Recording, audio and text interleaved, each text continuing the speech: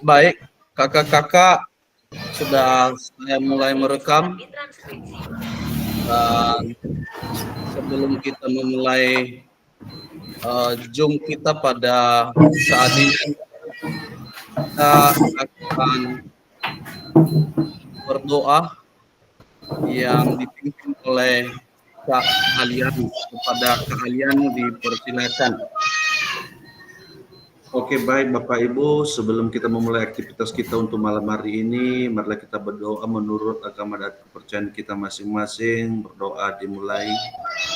Bapa di atas segala syukur, kami kembali mengucap syukur kepadamu Tuhan, di mana Engkau telah menolong kami dalam satu harian ini Tuhan. Pada saat ini kami kembali dalam kegiatan proses mengikuti diseminasi PCOK khususnya Tuhan. Kami berharap Engkau Tuhan berikan kekuatan, pengetahuan kepada kami, terlebih kepada fasilitator kami Tuhan, berikan kesehatan, umur yang panjang sehingga kami dalam kegiatan ini bisa kami laksanakan dengan sesuai dengan surga di surga. Inilah doa kami yang sesingkat ini hanya kami panjatkan melalui nama Yesus Kristus kami berdoa. Amin. Amin. Baik, terima kasih kepada Kak Alianu, Kak Dul untuk kita dalam doa.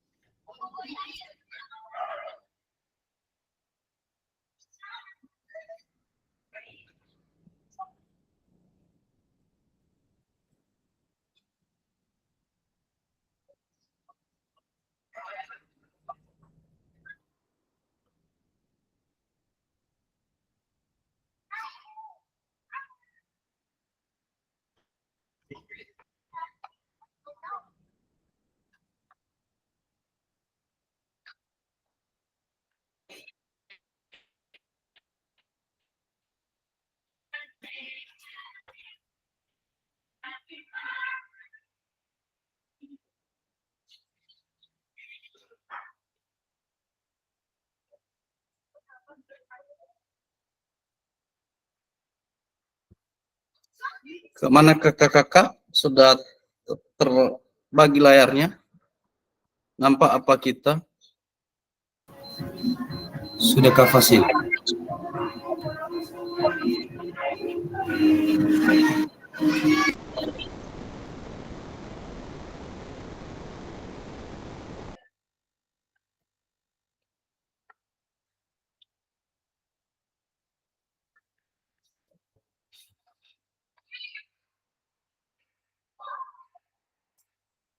Baik kakak-kakak, sebelum kita memulai ini tentunya ada modul kita pada saat ini, modul 1.1 refleksi untuk perubahan paradigma diri guru PJOK. Sebelum kita memulai materi kita pada saat ini, sebaiknya ini kesepakatan bersama. Kesepakatan bersama yang pertama, menyalakan kamera, mematikan mikrofon, hadir seutuhnya, menghargai waktu bersama, memaksimalkan fitur chat, klik raise sebelum bertanya. Gangguan teknis adalah hal yang wajar. Tentu ini adalah kesepakatan bersama kepada kakak-kakak untuk kita setiap kita mengikuti Jimit atau Zoom pada saat ini. Tentunya dalam hal ini materi kita tadi sudah kita sampaikan, dan inilah tujuan luas, tujuan materi kita. Yang pertama, memfasilitasi pembelajaran PJOK yang berpusat pada murid secara efektif, bermakna, menyenangkan, dan refleksif. Capaian akhir pelatihan guru mampu bersikap reflektif dalam melaksanakan profesinya sebagai guru PJOK sehari-hari. Tentunya di dalam materi kita inilah tujuan luas yang kita capai. Inilah tujuan luas yang kita harus capai di dalam pembelajaran kita ini. Pertama, kita artinya pembelajaran yang berpusat pada peserta didik. Ya, pembelajaran pada peserta didik. Kedengaran kakak-kakak? Kedengaran suara saya? Kedengaran Kak Fasil. Diberitahukan kalau ada yang masuk ya kakak-kakak untuk ini, dan kalau agak macet tidak jalan slide-nya diberitahukan kakak-kakak ya. Halo kakak-kakak. Halo. Oh iya, kedengaran. Terus saya lanjutkan untuk saat ini pembelajaran yang berpusat pada murid. Setiap pembelajaran yang berpusat pada murid tentunya itu adalah tuntutan kurikulum merdeka yang saat ini sedang kita jalani. Ya, pembelajaran yang berpusat pada murid secara efektif, bermakna dan menyenangkan, bahkan pun refleksif. Kalau namanya refleksif ini adalah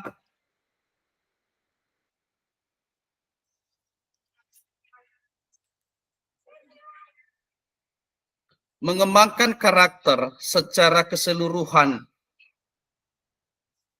Mengembangkan karakter secara keseluruhan, baik pengalaman maupun secara individu, di mana pada mengembangkan karakter ini artinya kita menyampaikan kepada peserta didik di dalam kelas maupun di dalam luar kelas secara menyeluruh. Berikut adalah efektif. Kita sebagai guru kakak-kakak artinya kita efektif dan efisien dalam artian bagaimana cara kita berperan aktif untuk kepada peserta didik supaya pembelajaran PJOK ini bisa mereka menyenangkan, bisa bermakna, bahkan pun bisa mereka lebih semangat. Jadi untuk capaian akhir pada pelatihan ini tentunya kita melaksanakannya profesi sebagai guru PJOK sehari-hari. Tentunya tidak akan berubah dari sekarang sampai selama-lamanya bahwa kita dikatakan adalah guru olahraga atau guru PJOK. Ya, barulah nanti berubah apabila kita sudah katakan mungkin sudah beda jurusan pada saat kita mengambil S2 ataupun kita mungkin sudah mengambil S3 kita yang bukan jurusan dari PJOK. Tentu mungkin itu berubah, tetapi semasa kita bisa melanjutkan studi kita di mata pelajaran PJOK, maka sampai dari saat ini sampai selanjutnya tetap kita dikatakan adalah sebagai guru olahraga.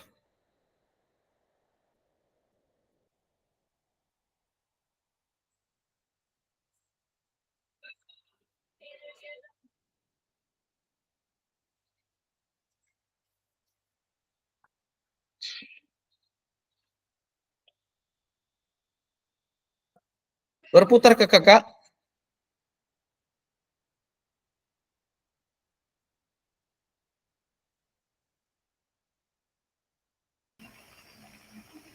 Belum Kak. Mungkin jaringan mungkin. Ya, baik Kak. Ini sudah berjalan slide-nya Kak? Ya, sudah berjalan Kak. Baik. Halo Bapak Ibu, tujuan dari sesi kita kali ini adalah pertama, peserta dapat mengulas kembali framework refleksi yang sudah dipelajari sebelumnya. Dua, peserta dapat menghasilkan 3 tulisan refleksi. Di sini ada namanya framework. Ada 2 framework ini, ada framework Gibbs dan ada framework Burton. Ya. Di dalam pembelajaran ini ada namanya framework Gibbs dan ada framework Burton. Yang artinya framework Burton ini ada what. What ini apa? Ya. Kedua, SWOT, terus apa, dan know what, sekarang apa.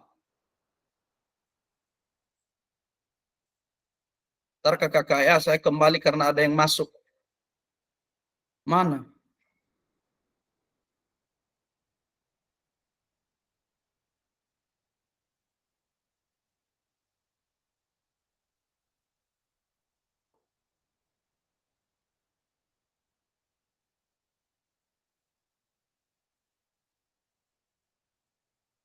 Jadi kita lanjutkan. Artinya Vermeer ini ada dua, Vermeer Borton dan Vermeer Gibbs. Kalau Vermeer Borton ini ada tiga. What maksudnya apa? SWOT artinya terus apa? No what artinya sekarang apa?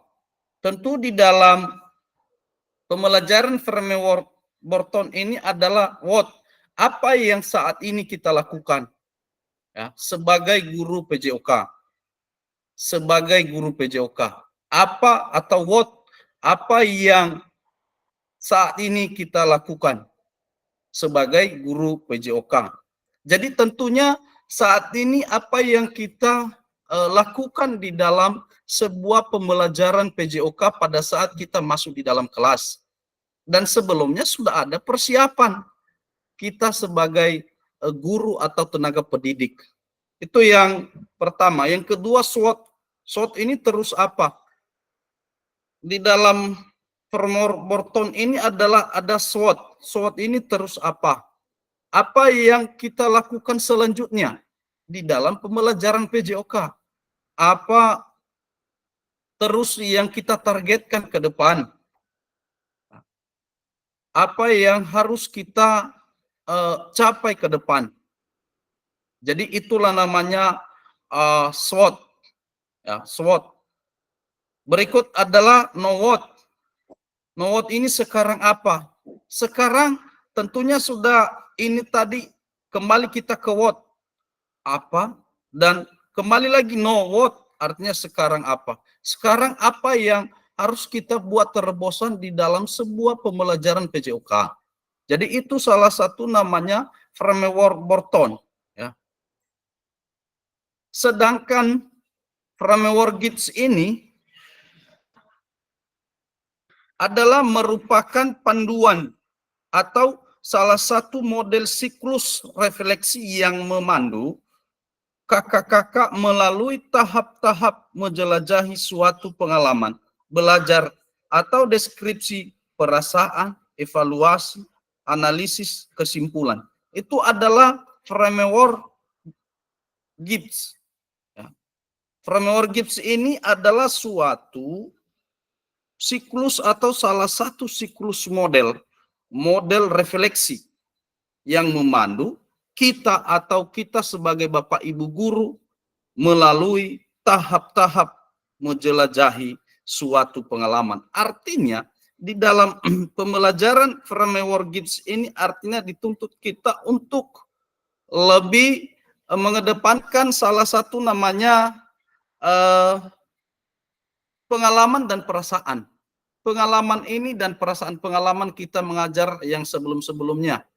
Ya, pengalaman kita pada saat yang mengajar yang sebelum, salah satu contoh adalah bagaimana cara apabila ada siswa yang tidak masuk atau yang cabut-cabut les di dalam mata pelajaran PJOK. Maka itu cara kita bagaimana, itulah salah satu kita pakai pengalaman, mungkin pendekatan, atau kita mengetahui bagaimana karakternya. Ya. Artinya kita sebagai Bapak Ibu guru ini rendah hati supaya siswa tersebut bisa luluh hatinya untuk mengikuti pembelajaran PJOK. Itu. Berikut adalah perasaan. Perasaan artinya perasaan kadang kita mau emosi, kita mau garang, mau ini karena memang tingkah anak-anak beda-beda. Maka tentunya kita harus sadar bahwa saat ini tidak boleh Bapak Ibu guru memukul. Ya, artinya dituntut kita untuk tetap kemanalah katakan mengalah untuk bisa siswa tersebut tidak bandel, tidak mengulangi perbuatan yang tidak baik. Nah, itu. Jadi artinya saat ini guru bagaimana supaya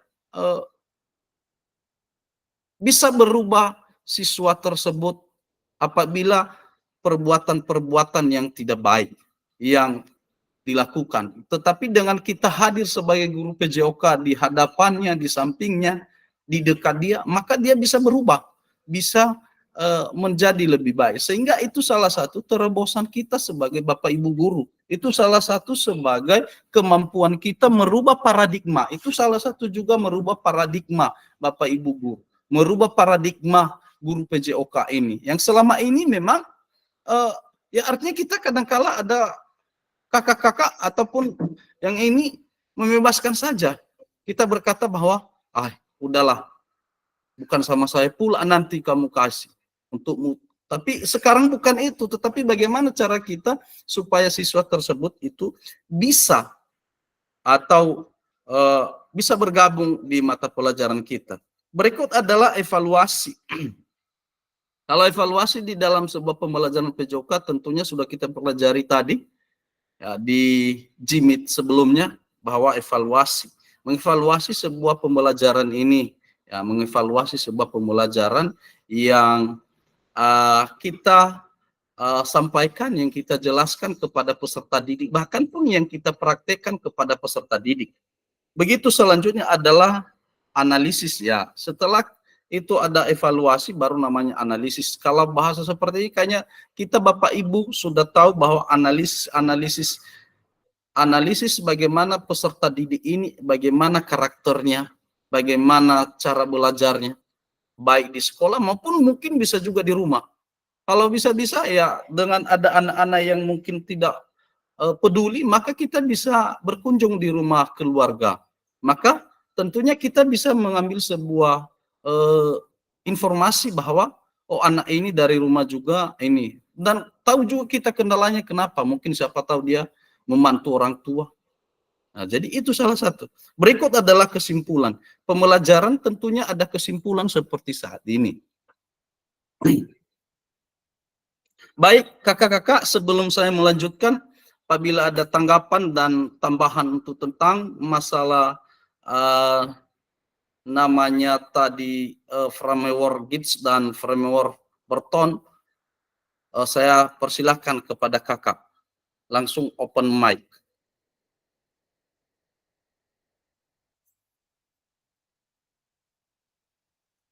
Halo kakak-kakak.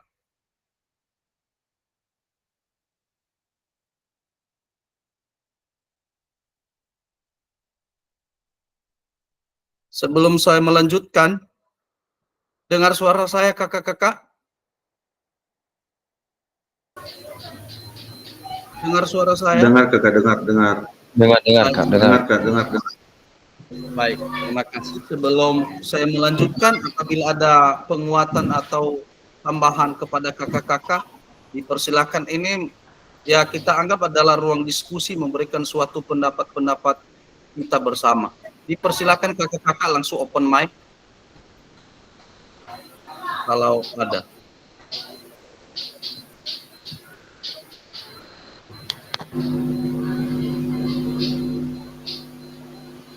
Maka kalau tidak ada, saya akan lanjutkan.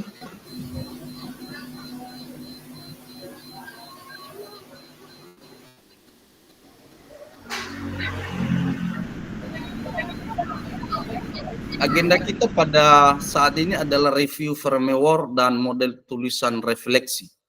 Ya, ini agenda kita dan 2 tulisan refleksi 3 babak. Tentunya ini review, artinya kita kembali membahas namanya framework ini. Framework ini tadi baru saya katakan, ini tadi ada framework Burton dan ada framework GITS. Di mana framework Burton tadi ada 3. What apa, SWOT terus apa, know what apa. Jadi itu framework Burton. Untuk framework GITS adalah suatu model siklus refleksi yang memandu kakak-kakak melalui tahap-tahap menjelajahi suatu pengalaman belajar atau deskripsi, perasaan, evaluasi, analisis, kesimpulan. Jadi itu salah satu review kembali framework ini. Tentunya agenda pada saat ini juga ada beberapa yang di sini ada Ini sudah disampaikan tadi, pembukaan, pengingat, kesepakatan bersama, pemaparan, tujuan sesi, dan penjelasan agenda kegiatan. Berikutnya adalah review framework dan model tulisan refleksi framework Borton. Berikut adalah review framework dan model tulisan refleksi framework Gibbs. Tulisan refleksi 3 babak. Babak 1, tulisan yang ada terkait kecenderungan nilai orientasi kita sebagai guru PJOK. Babak kedua, berbagi refleksi. Tulisan refleksi kita pada tahapan perasaan, evaluasi, analisis dari framework Gibbs menggunakan roda emosi yang menggambarkan perasaan. Dan babak ketiga adalah kesimpulan dan rencana tindak lanjut.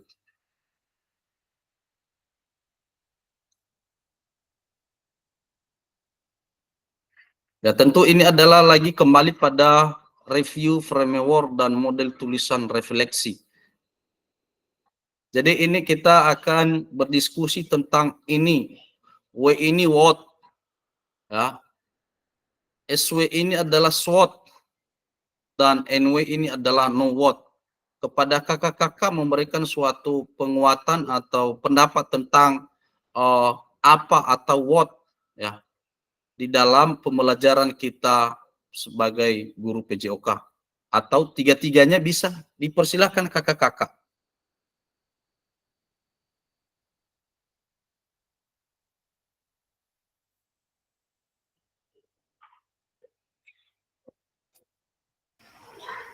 Oke, baik kakak. Coba kami untuk bertanya di sini. Ya jujur, mas saya masih bingung ini. Mau mengarah kemana yang mengartikan daripada word, SWOT, dan new word. Ya, ini mengarah kemana maksudnya kakak?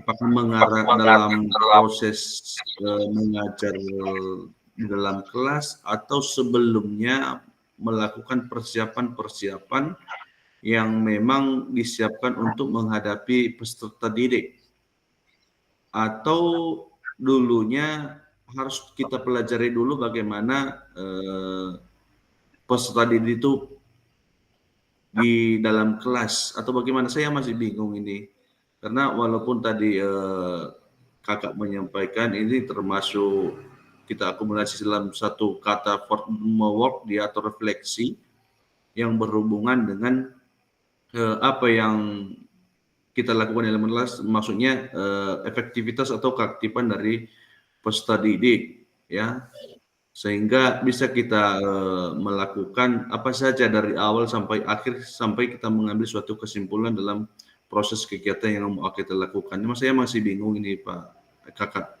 Mohon untuk penjelasannya. Terima kasih. Baik, kakak-kakak.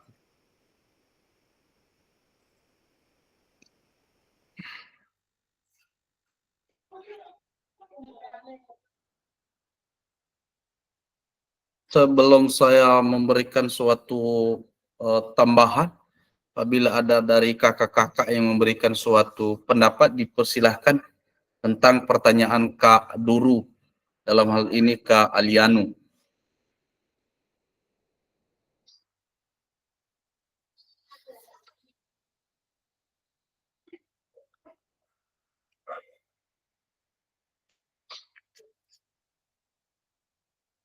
Baik, kalau memang masih memikir-mikir kakak-kakak, maka yang pertama secara keseluruhannya adalah Bapak Ibu kita berbagi pengalaman.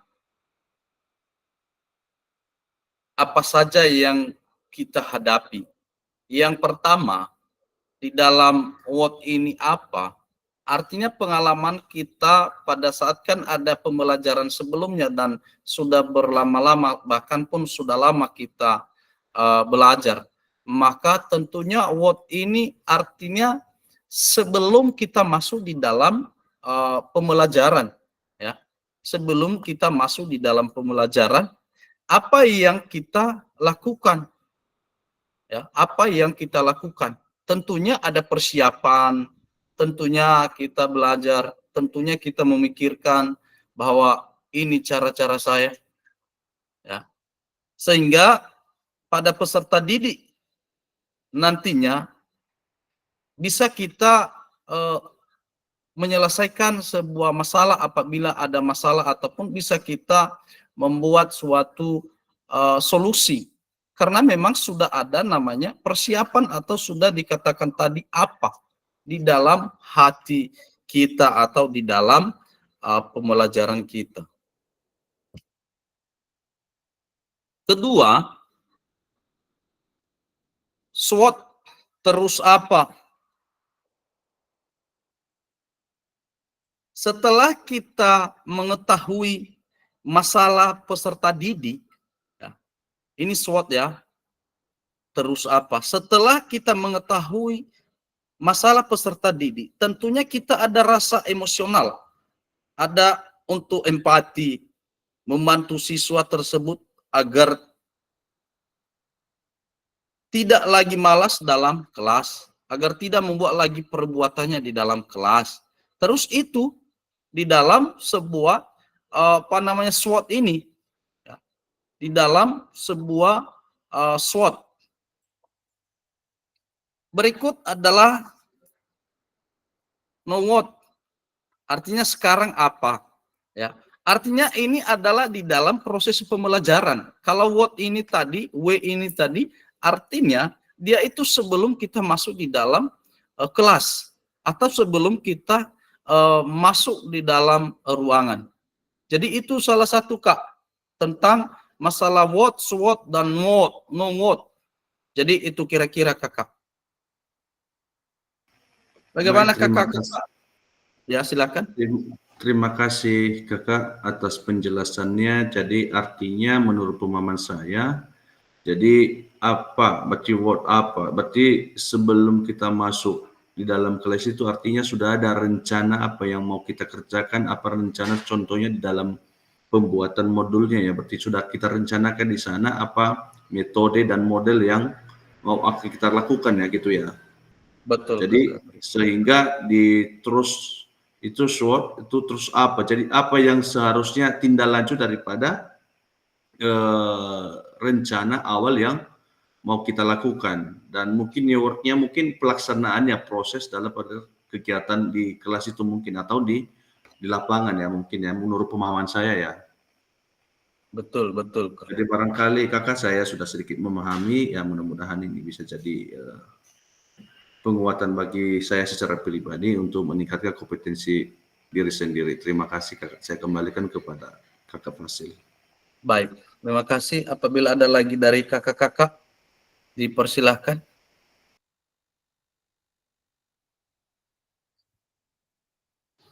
Baik, terus ini tadi yang...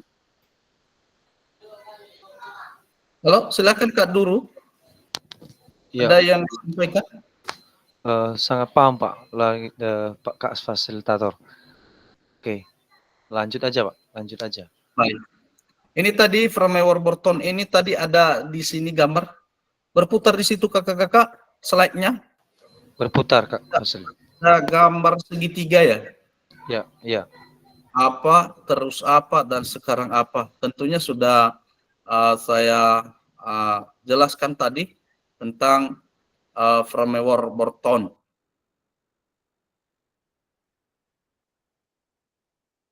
Jadi ini salah satu tadi namanya framework Gibbs tadi, ada deskripsi ya, yang baru saya ini sampaikan kepada kakak-kakak. Ada di sini ada berupa ya berkaitan semua, berkaitan, deskripsi, ya, evaluasi, dan konklusif. Jadi ini semua berkaitan, ya, semua berkaitan, ada tanda panahnya. Seperti arah jarum jam, artinya berputar. Ya. Kenapa? Karena dia berkaitan, tidak bisa dipisahkan.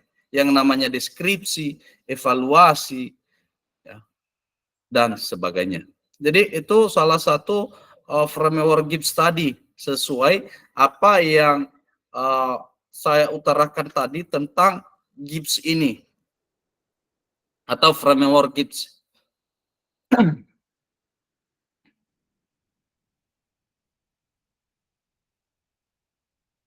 Berikut, kepada kakak-kakak semua, silahkan coba merefleksikan atau tulisan ataupun berikan pendapat kakak-kakak tentang refleksi tentang apa yang kita alami selama ini di dalam pembelajaran kita.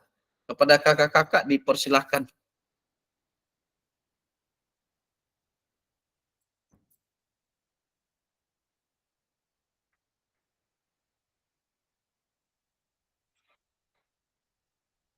Baik kakak, saya coba untuk dari sini. Dengar kakak? Ya, dengar. Lanjut Kak. Baik. Ada beberapa di sini kendala sih yang saya alami di pembuatan modul ini, karena di modul itu kan termasuk yang paling utama dulu ketika kita masuk di dalam kelas atau ruangan ataupun di lapangan. Karena menurut saya itu sebagai kompasnya berjalannya kegiatan proses belajar mengajar atau tidak. Dan tentunya di sana ada turunan dari CP dan ATP masuk ke rumusan atau tujuan daripada pembelajaran. Nah, yang semakin membingungkan saya, kakak, menentukan rumusan untuk tujuan mata pelajaran, karena yang seharusnya kan proses pembelajaran ini kan harus berpusat pada peserta didik. Ya. Nah, yang membuat saya bingung itu bagaimana cara kita untuk bisa merumuskan tujuan pembelajarannya supaya lebih sasarannya ke peserta didik itu. Tentunya kan karakter atau kemampuan daripada peserta didik itu, contohnya di dalam kelas itu terdiri dari beberapa orang atau lebih 20. Tentunya per individu itu wajib harusnya kita mempelajari untuk menyesuaikan daripada tujuan pembelajaran yang kita buat di modul atau di RPP kita masing-masing. Jadi itu yang masih membingungkan saya, kakak, bagaimana cara solusinya untuk bisa menentukan rumusan atau tujuan pembelajaran yang supaya tujuan itu ya langsung mengena dan langsung paham daripada peserta didik itu. Terima kasih, Kak. Saya kembalikan kepada kakak.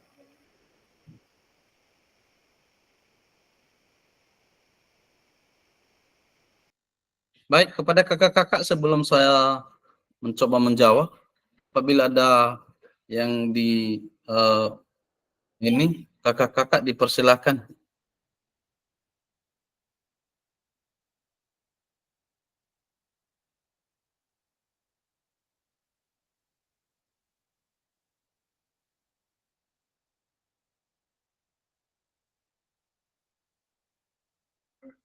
Baik, saya akan coba kakak jawab tentang bagaimana cara kita supaya pembelajaran ini berpusat pada peserta didik.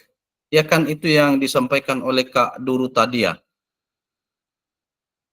Benar, Kak, tapi yang berhubungan dengan tujuan pembelajaran, karena tujuan pembelajaran itu kan harus kita rumuskan sesuai dengan kemampuan dan memahami daripada peserta didik itu per individu harusnya.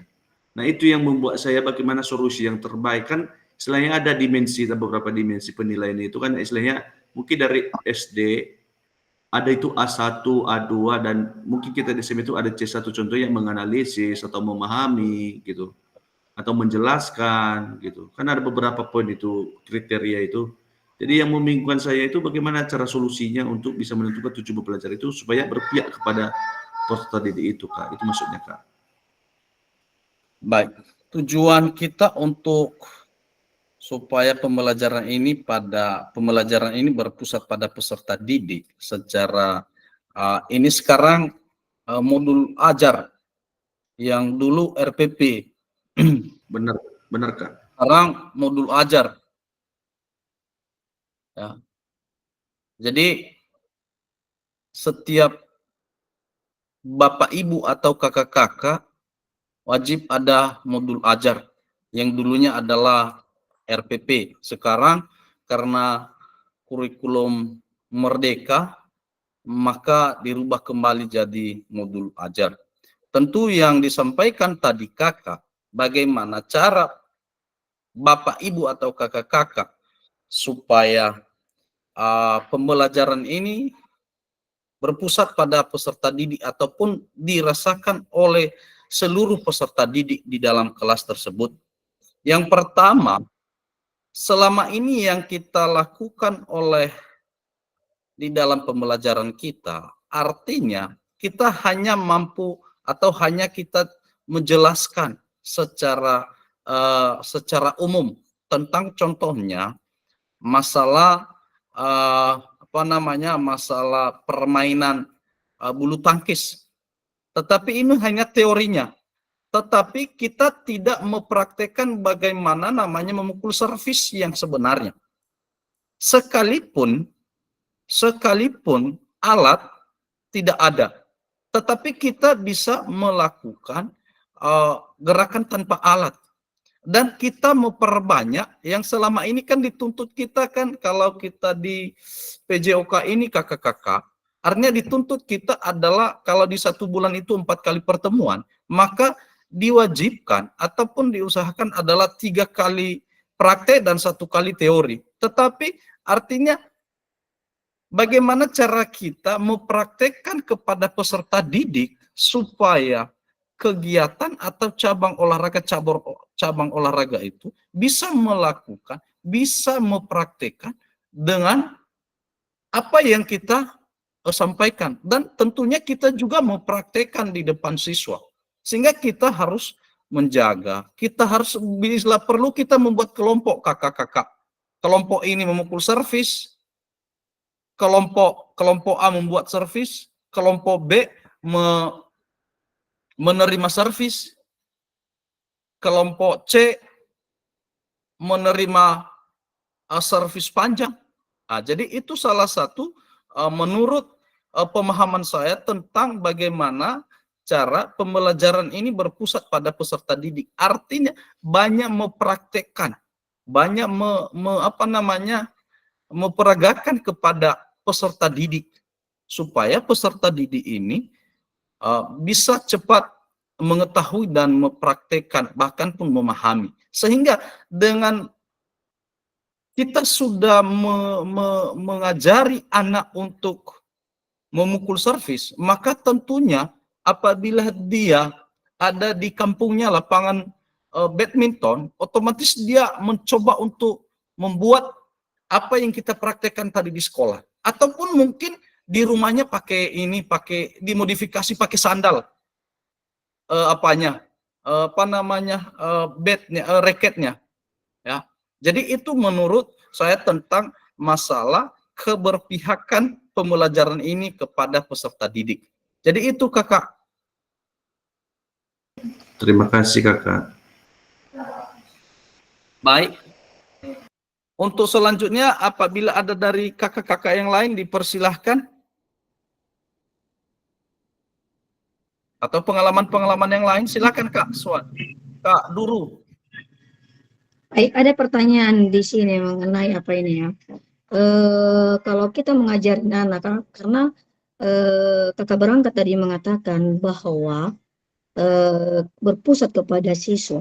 Sementara ini sebagai pengalaman ya, kita mengajar itu, ya anak-anak itu pun tidak mau kalau kita kasih sama mereka passing bawah atau passing atas sebenarnya. Mana mau lagi, tak mau lagi anak-anak zaman sekarang Pak. Karena mereka sudah tahu, ya mungkin lebih pintar mereka dari kita. Bagaimana cara mengatasi itu? Sementara materi kita itu cepat selesai, ya kan? Kemudian kita mengasih pengarahan pun sama mereka, kita kasih pengarahan contohnya ini mengenai mata pelajaran contohnya bola voli, ya kan? Begini passing bawah, begini passing atas, ya kan? Nggak mau lagi mereka menganggap itu, pokoknya kasih voli Bu. Malah pun lebih pintar mereka dari kita untuk smash, ya kan? Nah, bagaimana cara mengatasi hal demikian? Ini agak susah saya untuk menghadapi siswa tersebut.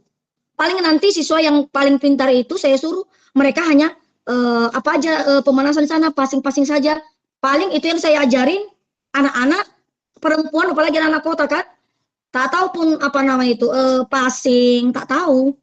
Hanya itu yang bisa. Tapi yang bagaimana cara mengatasi yang sudah berkemampuan inilah,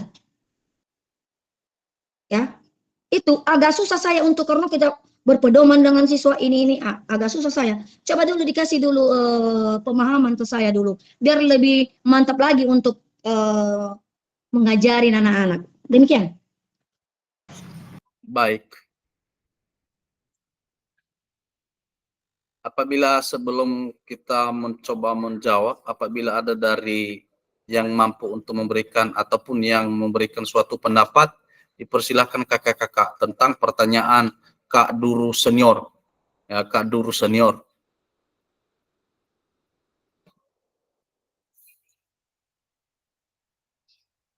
Dipersilahkan.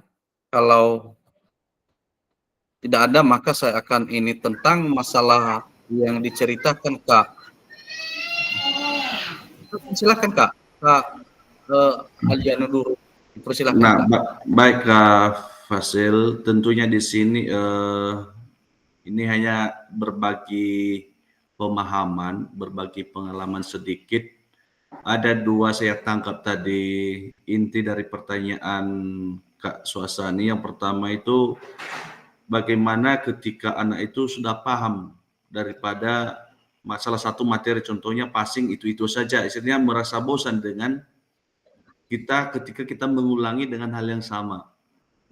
Nah, yang pertama itu menurut pengalaman saya di sana, karena saya yakin memang seperti itu, hampir sama di setiap sekolah seperti itu kejadiannya. Kenapa? Karena salah satu permainan bola voli ini sangat memasyarakat, di mana-mana ada.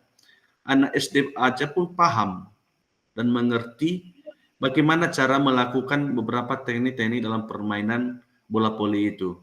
Nah, sebenarnya kita kembali ke kita, bagaimana kreativitas kita untuk menciptakan suasana belajar itu menyenangkan. Walaupun pada intinya kita kembali kepada dasar-dasar yang harusnya yang tidak terlepas daripada tujuan pembelajaran yang kita arahkan atau yang kita pelajari pada pada hari itu juga. Nah, jadi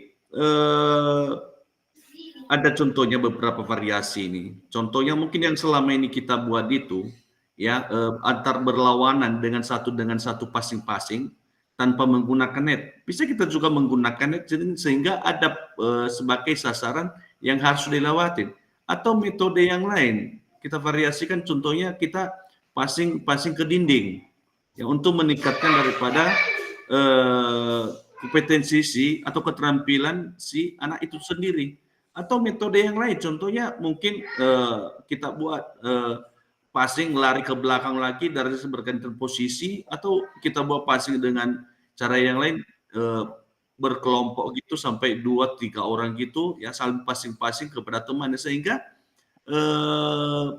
permainan itu adalah belajar sambil bermain di sana, ada kegiatan yang bisa membuat orang itu menyenangkan sehingga nggak ada rasa bosannya untuk mempelajari salah satu teknik dalam permainan bola voli. Yang kedua, saya kutip juga tadi kata Kakak Suasani, dia menyampaikan materi itu kita maunya cepat selesai. Dan menurut pemahaman saya sebenarnya bukan target itu harus selesai satu pertemuan itu materinya, tidak. Menurut pemahaman saya ya. Bukan cepat selesai dia deh, maksudnya. Satu materi itu pun bisa sampai 3 atau 4 kali pertemuan kalau memang itu siswanya belum mampu mengerti dan memahami, apalagi menjelaskan tentang tujuan pembelajaran. Karena itu intinya adalah tujuan pembelajaran itu, di situ letaknya yang detailnya kita bahas.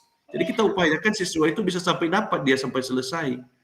Ya, bagaimanapun caranya kita ulang sampai dia mampu. Contohnya dia harus mampu menjelaskan, karena itu termasuk. Ya, atau mampu dia menganalisis suatu keterampilan itu untuk meningkatkan kompetensinya. Jadi wajib. Ya, jangan kita mengejar harus selesai materi ini dalam minggu ini, tidak, atau berapa satu bulan ini, tidak. Kalau satu semester pun 3 topik saja kita selesai, udah hebat itu, udah hebat. Jadi bukan target kita bagaimana cepat selesai materi, bukan itu sebenarnya.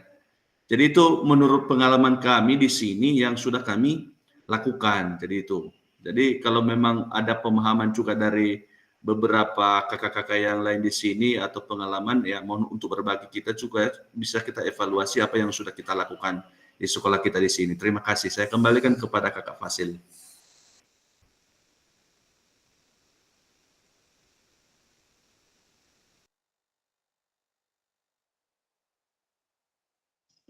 Maksudnya saya di sini deh,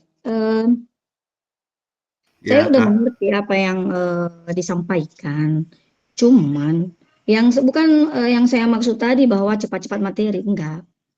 Cuman begini, kita sudah mengasih berapa metode, ya kan? Anak-anak zaman sekarang ini, itu aja. Memang itu membosankan, memang kalau hanya itu dilema kepada saya itu. Adalah passing, sementara udah pintar mereka, ya kan? Apalagi kalau bola kaki. Waduh, luar biasa. Mana mau mereka pemanasan pun. Anak zaman sekarang. Mana mau. Maunya dikasih sama dia bola itu. Kau kasih sama dia. Teknik tanpa bola. Amit-amit lah. Mana mau lagi itu. Itu yang saya maksud tadi di sini. Bagaimana cara mengatasi. Saya sudah berapa kali kasih metode. Metode permainan. Ya. Metode mengasih passing-passing di dinding. Mana mau lagi mereka itu. Tak mau. Anak zaman sekarang. Waduh, itu sebagai dilema. Bagaimana cara mengatasi yang lebih mendetail lagi lah. Biar lebih, maksudnya kita olahraga ini biar nggak dipandang apa gitu aja lah. Maksudnya hanya itu aja, hanya itu aja. Gitunya anak-anak zaman sekarang ini. Nggak tahu lah, beda kita dulu ya. Anak zaman sekarang ini, kita dulu gini-ginikan aja mata. Guru sama kita udah takut. Anak zaman sekarang ini, ayo Bu berfoto selfie dulu dong. Itu etika zaman sekarang ini tak ada. Ya kurang. Nah, dilema kita, kalau hanya itu aja, contohnya yang seperti Alianu tadi yang bilang kan, kita kasih dulu passing-passing di dinding. Paling mau mereka itu 10 menit, 5 menit pun mau. Ya, nggak tahu lah di sekolah kalian ya. Kalau di sekolah kami itu nggak mau lagi. Itu sebagai dilema. Ya, bagaimana cara, siapa tahu lah, ada dari teman-teman semua ya kan, bagaimana cara mengatasi itu di sekolah orang teman-teman. Baik Kakak, begini. Oke. Saya bantu, saya bukan termasuk menggurui, sama-sama belajar juga kita di sini. Sesuai dengan pengalaman lah yang saya alami di Pulau Telo ya kan. Nah, memang anak itu tidak semua pintar bermain voli kan gitu. Berbeda-beda lah memang pengetahuannya. Ada yang pengetahuan yang memang sudah mahir, ada yang sedang, dan ada yang memang sama sekali tidak mengerti dan tidak pernah pegang bola voli, tidak pernah. Nah, ketika kita menghadapi siswa yang berbeda-beda ini, kadang ada yang sudah mahir, udahlah Pak, langsung aja main voli, katanya. Kadang kita merasa kasihan dengan yang sama sekali tidak mengerti gitu. Jadi supaya tujuan pembelajaran itu tercapai, supaya pemerataan itu dapat, saya sering menggunakan metode tutor sebaya gitu. Yang mahir ini buat kelompok mengajari yang tidak mampu gitu. Jadi sehingga dia termotivasi juga membagi ilmunya kepada kawan-kawannya yang sama sekali tidak pernah bermain voli gitu. Seperti itu kira-kira yang saya tangkap tadi, mungkin itulah yang pengalaman yang bisa saya bagi gitu untuk kakak-kakak semuanya. Ya, terima kasih Kak, memang kalau memang bisa diterima, bisa juga diterapkan bagaimana pengembangannya nanti di sana, bisa juga lah dikembangkan juga sesuai pengalaman saya gitu. Terima kasih Kak. Saya kembalikan kembali ke kakak fasilitator. Baik, terima kasih. Artinya mohon maaf tadi saya terlempar karena gangguan jaringan. Dan tentunya informasi apabila saya terlempar atau salah satu ini, sebelum nanti saya matikan rekaman, maka kita tetap di ruang Zoom. Artinya saya berusaha untuk masuk kembali. Ya, saya berusaha masuk kembali. Begitu juga kakak-kakak sekalian apabila terlempar situasi jaringan, maka tentunya berusaha untuk masuk karena ini adalah setelah selesai nanti ada foto bersama dan kita matikan rekaman.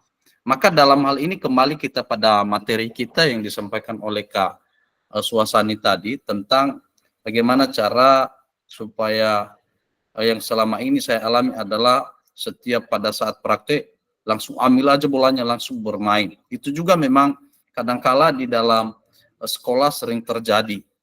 Jadi ada beberapa pendapat tadi yang disampaikan oleh kakak-kakak, tentunya itu adalah menjadi pengalaman tersendiri di dalam sekolah masing-masing. Jadi pertama untuk menghadapi hal seperti yang kakak jelaskan tadi, yang pertama artinya kita coba memberikan suatu penguatan tentang apa sih sebenarnya permainan bola voli ini. Tentunya pasti ada tahap-tahapnya, ya.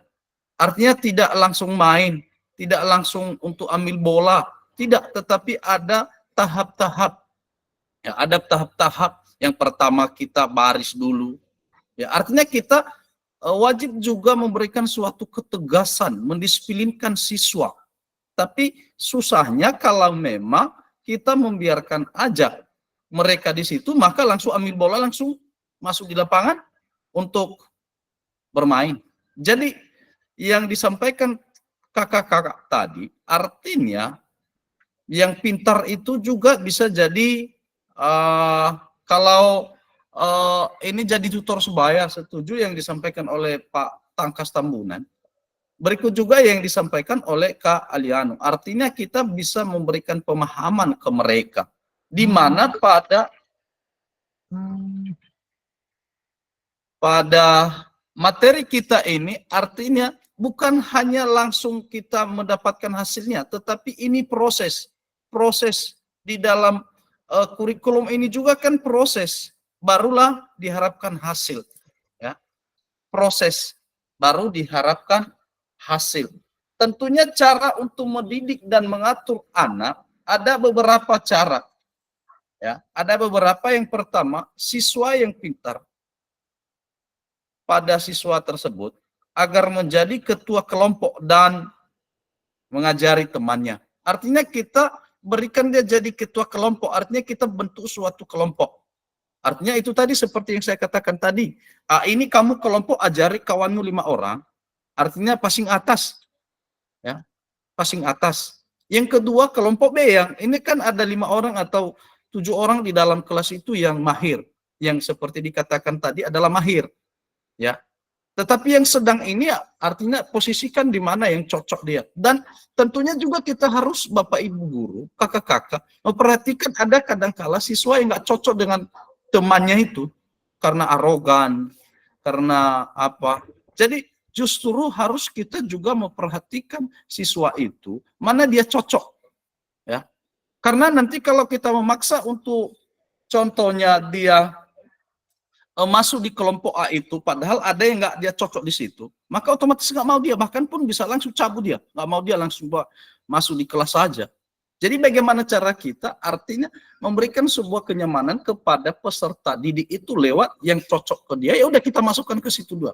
Yang pintar itu tadi jadi tutor sebaya, ya itu. Jadi artinya sekarang kan kita merubah sebuah paradigma dan wajib kita harus menjaga, kita harus ya seperti itu tadi, artinya mengunjungi, menjaga. Artinya kita juga seperti seakan-akan kita juga macam pelatih kita. Contohnya kalau salah dia melakukan passing atas, ya itu kita ajari, oh seperti ini, ya, seperti ini. Oh seperti ini kakinya, angkat tangannya dua-dua. Oh seperti ini, tapi atau bahasa sedikit lagi udah pintar memang, udah mampu. Begitu juga kalau perempuan, apalagi kalau ada yang pintar perempuan, ya jadi teman sebayanya lah atau jadi tutor sebaya yang perempuan itu. Tapi artinya dalam hal ini, pertama artinya kita mendisiplinkan dan memberitahukan kepada peserta didik tersebut. Kira-kira begitu Kak, tentang masalah apa yang Kakak alami di sekolah Kakak. Kalau ada lagi tambahan dari kakak-kakak dipersilahkan lagi. Kita ini diskusi dan sebelum, kalau memang tidak, kita akan lanjutkan pada materi berikutnya. Ya silahkan, silahkan Kak Eka. Ya baik, terima kasih atas kesempatannya Kak Fasil. Sebelumnya saya mohon izin tadi ini agak terlambat karena ada sedikit kendala teknis di jaringan ini. Baik, terkait dengan permasalahan yang telah dibahas ini, tentu barangkali kita semua pasti mengalami hal yang sama. Nah disinilah pentingnya pertemuan-pertemuan seperti ini, berbagi pengalaman, tentu satu sama yang lain akan memberikan suatu pengalaman yang telah dialami dan barangkali sangat baik untuk kita aplikasikan di sekolah kita masing-masing. Saya sepakat tadi bahwasanya untuk mengantisipasi hal-hal yang terjadi, kita pilihlah yang udah pintar ini tadi untuk jadi ketua kelompok. Itu saya setuju karena juga pernah juga kita laksanakan hal demikian. Cuman sedikit juga ada hal-hal yang telah saya lakukan juga di sekolah saya, barangkali kalau sesuai boleh diaplikasikan, yaitu sebelum saya melaksanakan pembelajaran, kita udah buat berupa kesepakatan bersama kepada siswa tersebut gitu. Karena siswa ini menurut yang telah kami laksanakan di lapangan, ini kan misalkan kita di jam pembelajaran 2 jam pembelajaran. Nah, kalau saya yang telah saya lakukan, saya bagi untuk 1 jam pembelajaran, saya berikan kesempatan nanti untuk bermain, misalkan materi sepak bola, untuk bermain bola nantinya. Tapi untuk 1 jam pembelajaran, kita gunakan untuk melatih teknik dasar, yaitu gerakan-gerakan yang harus mereka ketahui secara bersama. Karena otomatis siswa tersebut tidak akan memiliki pengetahuan secara rata gitu. Ada yang sama, ada yang pintar dan ada yang tidak. Tentu dengan memakai kesepakatan bersama, yang pintar pun tidak akan melawan kesepakatan tersebut dan tidak akan buru-buru untuk meminta bermain secepatnya karena kita sudah memberikan kesepakatan beberapa menit. Kemudian biasanya yang telah saya lakukan, saya bagi dia per tahap. Udah langsung saya susun. Untuk pertama itu kita memiliki misalkan gerakan menendang. Jadi saya bagikan ini, kita buat beberapa variasi dalam pelaksanaannya. Ada tendangan lurus, menendang ke sebelah kiri atau ke samping atau kiri kanan. Nah kebetulan saya di SD ini, jadi agak lumayan seru kalau udah anak SD menendang ini.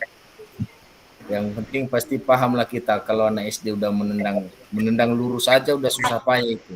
Jadi saya buat 2 nanti kun ke depan berupa gawang dia. Diupayakan siapa yang lolos untuk menendang lurus ke sini dengan jarak tertentu. Awalnya saya buat jarak dekat, kemudian pelan-pelan saya tambahkan jaraknya. Jadi apabila kita lolos di sini, kita akan bermain bola nantinya. Jadi mereka ada tantangan untuk melaksanakan kegiatan tersebut dengan tidak mengkhianati apa kesepakatan yang kami sepakati dari awal. Kita juga sebagai guru tidak boleh mengingkari janji tersebut. Kalau udah sampai jamnya untuk mereka bermain, kita kasih. Demikian Kak Fasil.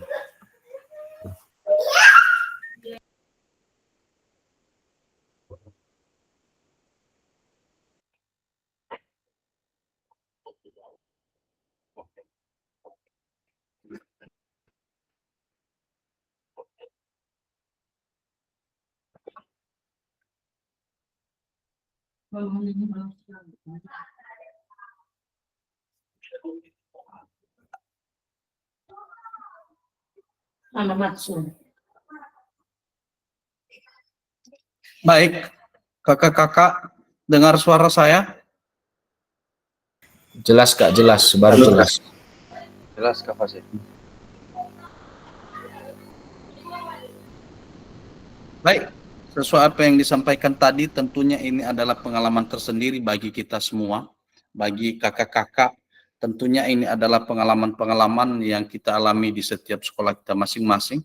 Maka mana yang menurut kita baik, maka kita akan praktekkan, kita akan lakukan di dalam sekolah kita masing-masing. Karena memang ini adalah hal yang sering terjadi di setiap sekolah, hal yang sering terjadi di setiap kelas. Tetapi bagaimana cara kita untuk mengantisipasi hal demikian, maka tentunya sudah dijelaskan, sudah diberitahukan kepada kita tadi tentang solusi-solusi seperti ini yang terjadi, maka inilah cara-caranya. Berikut kita masuk pada materi ataupun pertanyaan pemantik, di mana pembelajaran bermakna yang bisa saya simpulkan dari refleksi dua babak sebelumnya. Berikut adalah seperti apa gambaran yang ada di kepala saya tentang guru PJOK yang baik setelah mengetahui 5 nilai orientasi. Ketiga, apa yang akan saya lakukan atau ubah pada diri saya sendiri sebagai guru PJOK selanjutnya. Tentunya ini adalah pertanyaan pemantik kepada kita semua, dan untuk selanjutnya kepada kakak-kakak silahkan memberikan suatu pendapatnya tentang pertanyaan pemantik ini. Satu persatu langsung dihidupkan mikrofon ataupun hidupkan new-nya. Kepada kakak dipersilakan. Terbaca di situ Kak ya. Halo kakak-kakak. Terbaca Kak, terbaca. Ya silakan. Menurut kakak-kakak tentang ini, pertanyaan pemantik kita ini.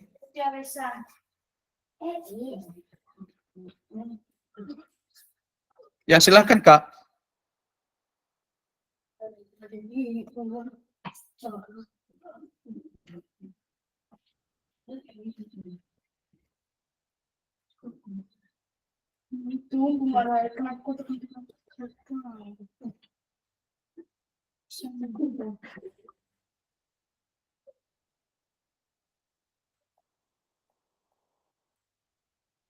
Sebelum kita masuk pada ujung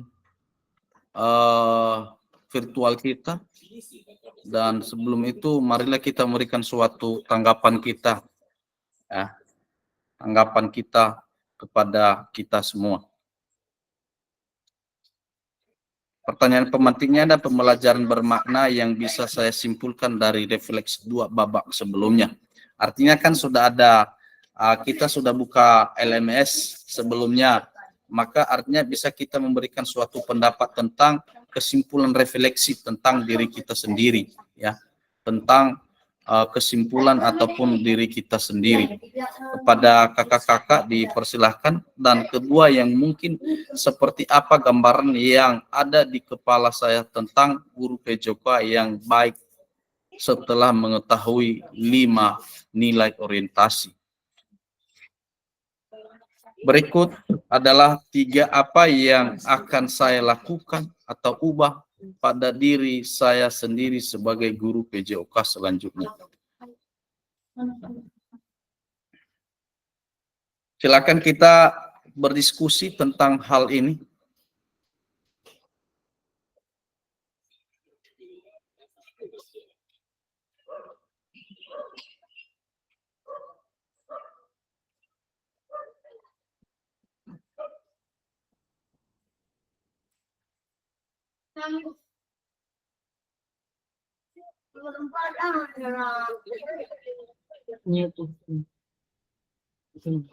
Kalau ada langsung hidupkan mikrofonnya atau new-nya.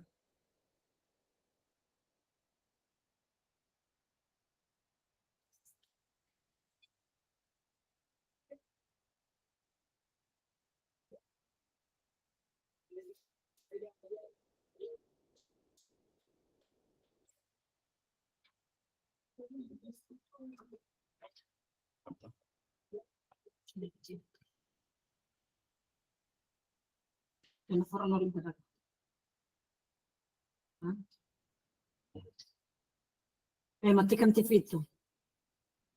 Lagi sibuk baca juga. Matikan. Perlu nggak?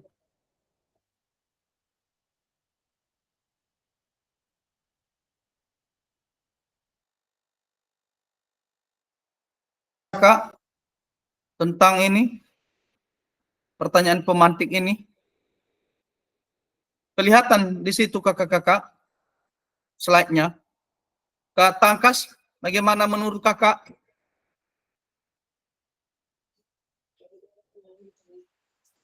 Ya, baik Kak. Di sini saya akan coba dulu untuk menjawab pertanyaan pemantik ini. Setelah saya mengikuti tadi Zoom ini, sesuai dengan materi yang sudah dipaparkan oleh kakak fasilitator tentang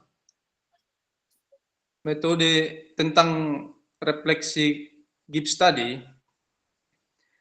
dari situ saya bisa memahami bagaimana cara saya untuk menganalisis kelemahan-kelemahan yang ada pada diri saya gitu. Bagaimana cara saya untuk menganalisis kelemahan-kelemahan yang ada pada diri saya selama saya menjadi guru. Seperti itu kira-kira. Kemudian gambaran yang ada di kepala saya selama menjadi guru PJOK, sebenarnya guru PJOK ini sangat dituntut kreativitas yang sangat tinggi, di mana selama ini yang terjadi di kepulauan ini fasilitasnya sangat-sangat minim sekali. Nah, jadi terkadang guru itu harus menggali sedalam mungkin apa yang bisa dimanfaatkan di lingkungan itu gitu. Nah, sementara terkadang tidak sesuai lagi kadang alat yang digunakan itu gitu. Sudah istilahnya di zaman modern sekarang, di zaman teknologi sekarang, sangat tidak mendukung lagi untuk meningkatkan kemajuan seorang siswa. Sementara pemerintah menuntut supaya pendidikan itu semakin meningkat gitu. Nah, sementara kita dituntut selalu untuk memodifikasi gitu. Tanpa ada perhatian-perhatian dari, misalnya, bukan mau menghakimi, bukan mau apa, misalnya lah kepala sekolah gitu. Kadang ketika kita meminta fasilitas itu, kadang sangat-sangat susah untuk mendapatkannya gitu. Nah, kadang kita merasa membodohi anak gitu. Misalnya kita bermain tolak peluru, yang kita kasih batu gitu. Nah, kadang kasihan tangannya, karena batu kadang kan nggak rata dia. Kadang ada yang tangannya yang jadi apalah, jadi lecet gitu kan. Kadang merasa kasihan gitu. Cuman ya supaya mencapai tujuan itu kan mau tak mau harus dilaksanakan gitu. Kadang disitulah saya merasa, waduh, apakah memang harus seperti ini selamanya gitu. Itulah gambaran yang ada di kepala saya selama menjadi guru. Nah, kemudian yang pertanyaan nomor 3, apa yang akan saya lakukan atau ubah pada diri saya sendiri sebagai guru PJOK selanjutnya? Nah, disinilah kadang menjadi pergumulan dalam diri ketika kita sedikit agak keras gitu. Kadang kita dianggap menjadi musuh gitu. Nah, ketika keras, kita dianggap sebagai, padahal tujuan kita untuk meningkatkan pendidikan. Padahal sudah berulang-ulang kali kita meminta fasilitas tapi tetap juga tidak dipenuhi gitu. Terkadang saya hanya bisa ya apa adanya aja lah gitu. Ya kedepannya sangat susah lah untuk ini sesuai dengan yang saya alami di ini di 3T, daerah 3T lah termasuk ini. Nah, itulah kira-kira yang bisa saya jawab. Terima kasih Kak. Saya kembalikan ke Kakak fasilitator. Baik, terima kasih atas suatu jawaban yang disampaikan oleh Kak Tangkas Tambunan. Sangat menginspirasi kepada kita semua, di mana pada kerinduan kakak-kakak, Kak Fasil, Kak Tangkas untuk bisa, artinya bisa alat olahraga bisa ada di sekolah. Tentunya mudah-mudahan ya, bagaimana memang seperti itu bukan hanya di sekolah Bapak, tetapi hampir, kecuali mungkin di Bintang Laut itu lengkap. Tapi saya nggak tahu di sekolah-sekolah lain ya kalau sudah 100%. Tapi kalau di SMA Bintang Laut itu sudah dikatakan hampir 95%. Kenapa? Bahkan pun kolam ada di sekolah mereka. Jadi itu salah satu. Mungkin kalau kita semua di sini kurang tahu entah ada semua atau tidak di sekolah kita masing-masing. Jadi itu satu. Yang kedua, apabila ada lagi dari kakak-kakak, dipersilahkan tentang pertanyaan pemantik ini untuk memberikan suatu ini. Ya, silakan Kak Immanuel. Oke, izin Kak Fasil dan senior. Memang tersentuh juga hati saya Pak Kalambar Tambunan ini di Pulau Telo ini. Nah, saya juga orang Pulau Telo Pak, tapi sekarang udah guru di SMA 1 Toma Pak. Satu dapil dengan Pak Fasil ini. Oh, iya ya Kak ya. Iya. Nggak Jadi pernah ke Telo, biasa Kak? ini. Nggak pernah dengan kita loh? Udah ke Telo Pak, bulan 6 kemarin pas libur. Oh. Jadi biasa itu Pak, kita namanya guru baru, saya dulu masuk sini 2016. Jadi kalau kita berbicara tentang apa yang di dalam otak kita ini sebagai guru PJOK, kalau kita berbicara tentang pengalaman kita, ya benar yang Bapak katakan itu memang. Sakit rasanya guru olahraga ini. Sedangkan tuntutan sekolah, kalau bisa, champion ya juaranya harus ada. Buktinya sampai sekarang Pak, kalau Bapak lihat kulit saya ini hitam.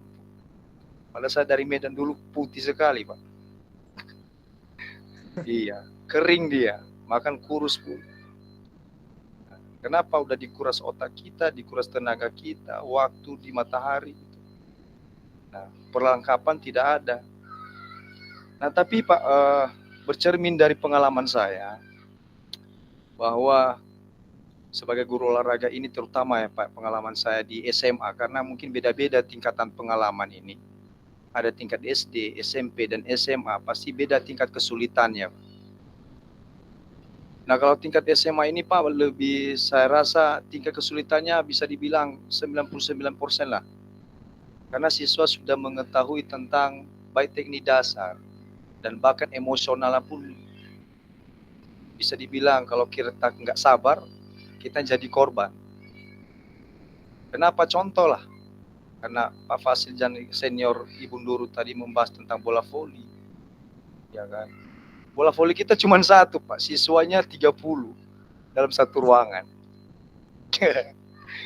Jadi kita bisa mati mikirkannya itu Pak. Sedangkan pertemuan kita cuma 45 menit contoh.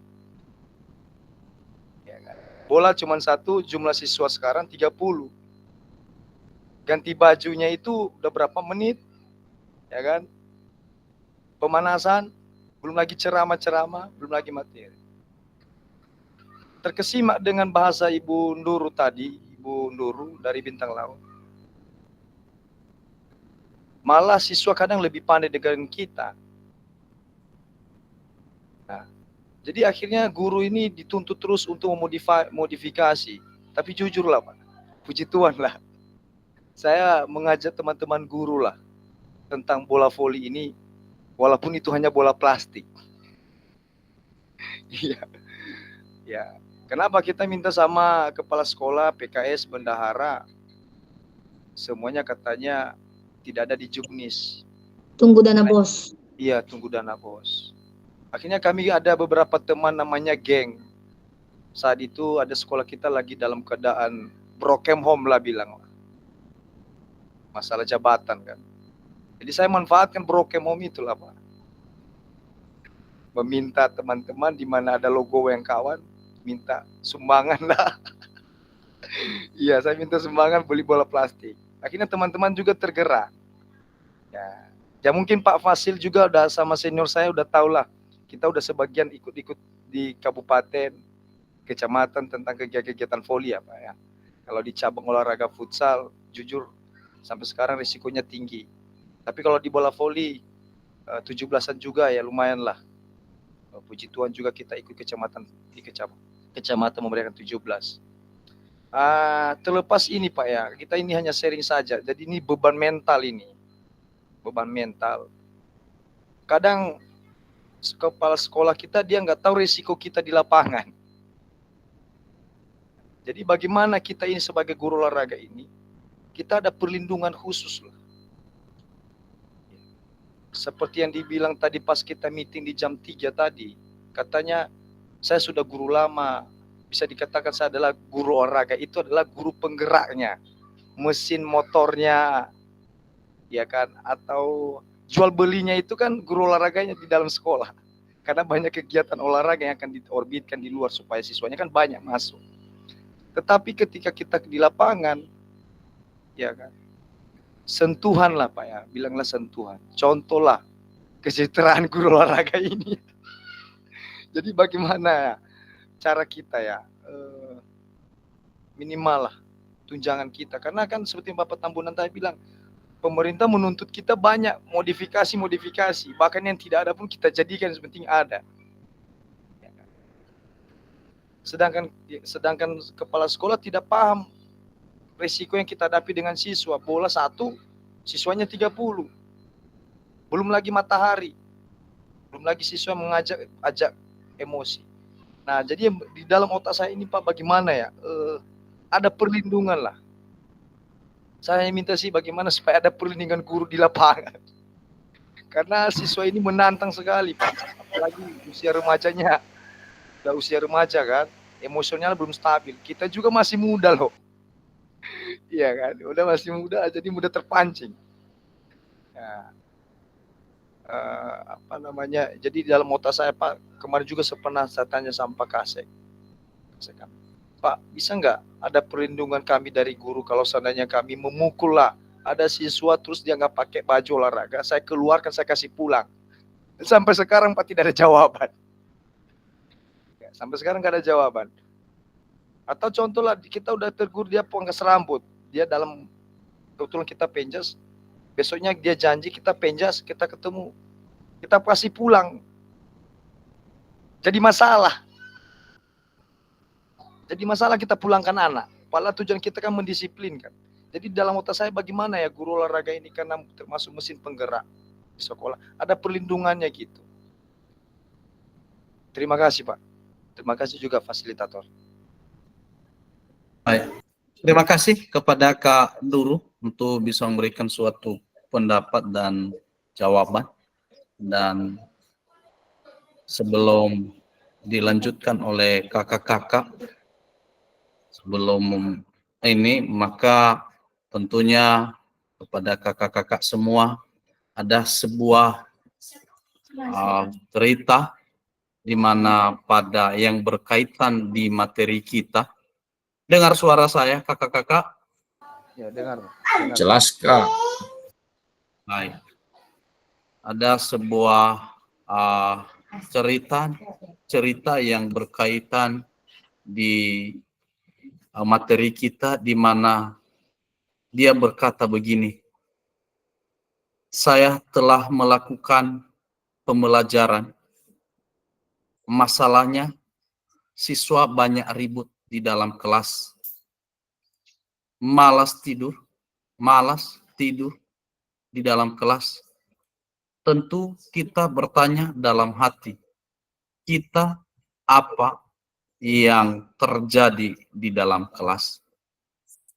Mengapa banyak yang malas dengan mengetahui dan malas siswa?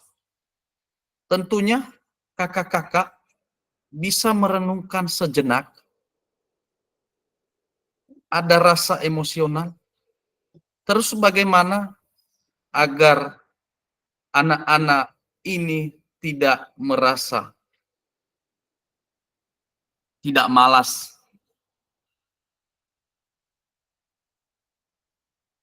Maka saya harus merubah metode mengajar saya. Misalnya pembelajaran berdiferensiasi yang berpusat pada peserta didik, yang dapat membuat siswa dalam kelas efektif dan melakukan evaluasi. Merubah cara mengajar di dalam kelas tentu memberikan suatu terobosan atau perubahan paradigma baru. Dari tindakan kita sebelum tersebut, kita analisis apakah yang saya lakukan sekarang ini sesuai atau tidak.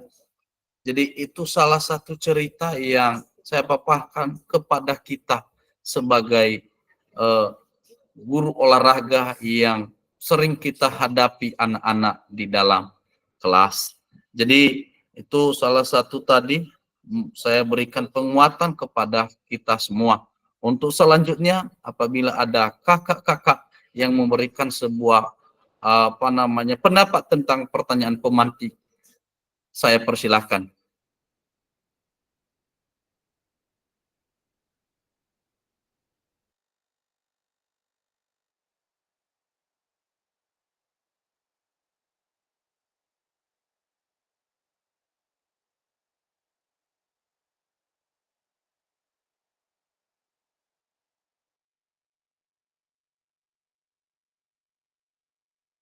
Biar saya tanggapi mengenai sama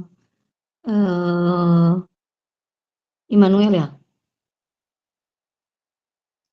Mengenai apa tadi? Iya Kak Senior. Tentang pelindungan ya. Iya Kak Senior. Kalau tentang pelindungan itu tak maunya kepala sekolah itu bagaimanapun kamu. Ya kan? Ya, Begini, betul, Kak. kalau saya lakukan di sekolah saya, mau saya pukul, mau saya apa, tapi kita tarik ulur kepada siswa. Kalau kita pun kasih hukuman kepada siswa, kalau dengan suasana yang bagus, dengan gimana cara merayu siswa itu, tidak akan komplain anak-anak itu. Ini barusan saya pangkas kemarin anak-anak. Tapi sebelumnya kita sudah mengasih pengerahan kepada mereka. Dan sebelumnya masuk sekolah itu sebenarnya nggak tahu ya di sekolah-sekolah orang kawan-kawan semua ya. Kalau di sekolah kami itu sebelum memulai kalau sudah ada siswa baru, sebelum memulai pembelajaran kami sudah panggil orang tua. Apapun konsekuensinya di peraturan sekolah harus dituruti oleh siswa. Tapi apapun tindakan kita nanti kepada siswa, contohnya memangkas rambutnya, tapi jangan kita pangkas seperti gundul lah, yang biasa aja. Atau kita kasih hukuman yang lebih berat. Takut kita sekarang, kita nanti jadi korbannya, jadi kita di penjara. Memang kita sebagai guru olahraga ini kan emosional, apalagi kalau udah panas ya. Apalagi kalau anak-anak lagi merokok. Iya kan? Keluar main-main langsung ke bawah pohon pisang di situ sementara kan. Nah, kalau sama saya nggak bisa itu, Kak. Saya cium mulutnya itu dan tangannya, mohon maaf dulu. Tapi tidak pernah komplain orang tua dan tidak pernah komplain anak-anak itu. Karena kenapa? Mereka sudah bersalah dan sudah tanda tangan di atas meterai. Bukan seperti hukuman, ya didikan seperti apa itulah kita buatlah. Seperti memukul anak-anak ya, enggak lah. Itu juga kita harus waspada. Ya, kalau sudah ada perjanjian, kita panggil orang tua sebelum mulai pembelajaran kelas 10 itu, pasti tidak akan komplain orang tua. Karena semua peraturan sekolah yang sudah kita paparkan kepada mereka, udah mereka tahu bagaimana peraturan di sekolah tersebut. Makanya kita nanti tidak pusing. Kalau memang 3 kali tidak berubah, kita panggil orang tua, kembalikan kepada orang tua, nggak ada masalah. Mau komen kepala sekolahnya nggak ada apanya, nggak kurang dana bosnya, peduli amat, bodoh amat di situ. Karena sudah ada perjanjian dari awal, sudah ada peraturan yang kita paparkan kepada mereka. Tapi kita tahulah bagaimana cara untuk mendidik anak itu, jangan seperti yang saya bilang tadi lah. Kita memukul sampai berdarah, ya nggak boleh juga seperti begitu. Kita tali ulur kepada anak ini. Kita marah, kita baikkan lagi kembali. Ya seperti bapak dengan anaknya lah. Dan yakin dan percaya Kak Emmanuel nggak akan komplain itu. Apapun yang terjadi, kalau memang itu sifat yang kita lakukan, yakin dan percaya lah itu. Itu ilmu yang paling aman itu. Ya kan? Oke, demikian kami kembalikan. Kasih tepuk tangan kakak-kakak. Sama Kak Tangki, apa namanya, sama Kak siapa ini? Tangki dari Telo. Tangkas, Kak Tangkas. Tangkas orang apa yang Karo ya? Kurang tahu Kak. Mana orang halo Kak Tangkas. Ya, Kak, ya. Langsung. Saya ini asalnya dari Sibul, Kak. Oh, sih boleh. Saya tanggapi sedikit apanya ya Kak, mengenai memodifikasi tadi. Bukan soal, memang sih sama kami di sekolah kami memang lengkap semua, sampai kolam renangnya ada ya. Tapi kalau seperti tolak peluru tadi, kan nggak mungkin kita kasih batu ya. Tapi kalau saya memodifikasi, saya buat di bola plastik yang kecil itu, di bola plastik. Karena ada bola plastik yang kecil itu, saya isi di dalam semen. Jadi sama dengan sama dengan bola tolak peluru jadinya. Cuman beratnya kan beda. Kan yang kita ajarkan anak-anak itu adalah hanya tekniknya saja. Bisa. Begitu juga cakram. Bisa kita buat dari piring dan kita kasih di atasnya semen. Jangan lupa merekam. Apalagi kalau lempar lembingnya, dari bambu aja kita buat. Itu yang saya lakukan di sini dulu. Tapi karena udah lengkap, nggak mungkin lagi saya buat ya. Itu sebagai apa aja ya Kak Tangkas ya. Terima kasih, kami kembalikan. Terima kasih Kak. Baik, itu artinya baik, terima kasih kepada kakak yang memberikan suatu penguatan, apalagi sudah kenal Kak Tangkas Tamuna, dan tentunya ini menjadi sebuah keluarga besar kita sebagai kelas 1 diseminasi PKG PJOK. Tentunya ini sudah memberikan beberapa pendapat tadi kakak-kakak tentang menjawab pertanyaan pemantik, dan apabila ada lagi dari kakak-kakak dipersilakan. Bagaimana Kak Lestari Udur? Kak Lestari? Baik.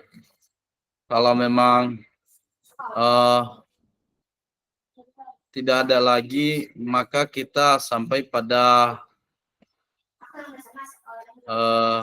ujung materi, di mana pada ujung materi kita, yang pertama mari berbagi refleksi. Artinya sudah kita sudah kita bahas, sudah kita bicarakan.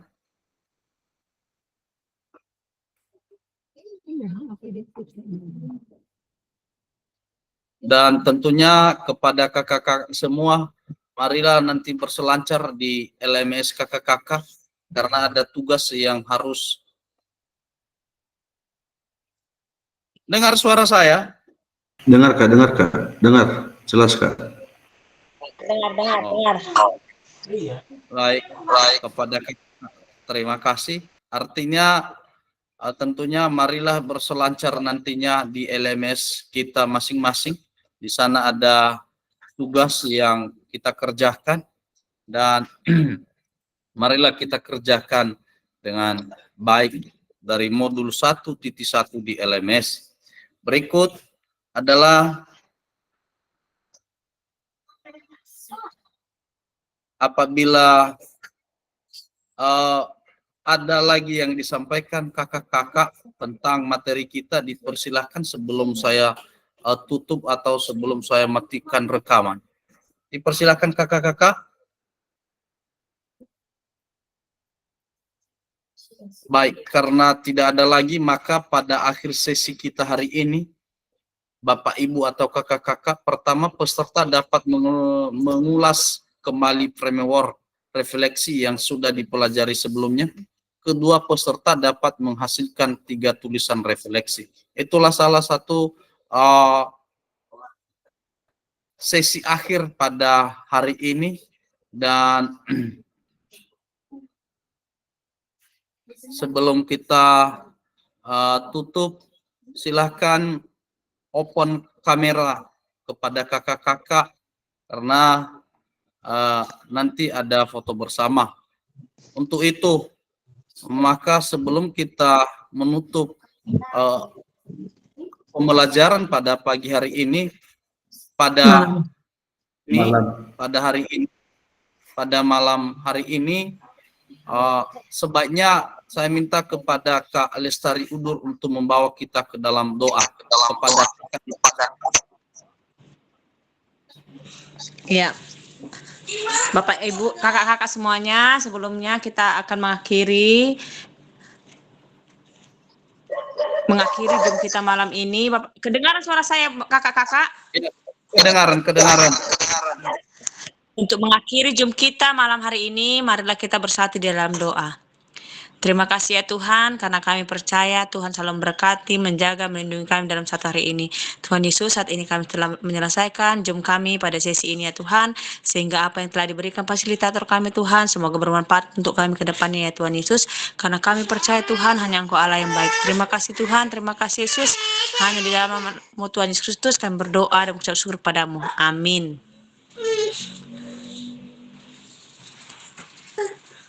Udah kerjakan lah, tolong matikan ya minimal.